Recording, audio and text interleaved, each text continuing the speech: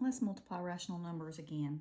And if you got good at factoring in Algebra 1, this will be very easy for you.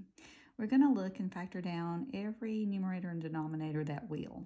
So these won't, but this right here, I'm going to turn it into x. For the first terms, the factors of 6 that add or subtract to give you 1 would be 3 and 2.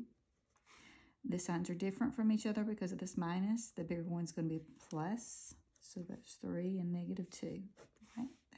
That's going, it's been changed. Now let's factor this one.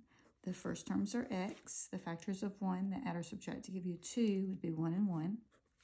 The signs are the same as each other. They are both positive. So it's plus 1. Let's mark that out.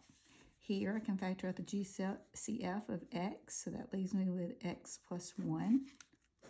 And here I can factor out the GCF of 5. So that leaves me with x minus 2. All right, so now I'm going to look at the numerator and the denominator. I'm going to start marking out any common factors. For instance, we have this 5x here and this 5. So we'll work those out. I've got this x here, nothing there. Let's see, this x plus 3 with this x plus 3. This x minus 2 in the numerator with this x minus 2 in the denominator. This x plus 1 with either one of these. It doesn't matter. Okay, so I am left with, in the numerator, this x and this x. So that is x squared. In the denominator, I'm left with just an x plus 1.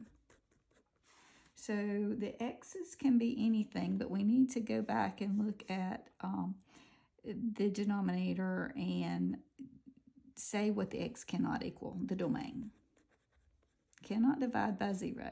So the domain tells me here that x cannot equal negative 3. For these, x cannot equal negative 1. And that's the same thing over here. Oh, well, that's the answer. And then here, x cannot equal positive 2. So x can be any real number except for these three numbers here.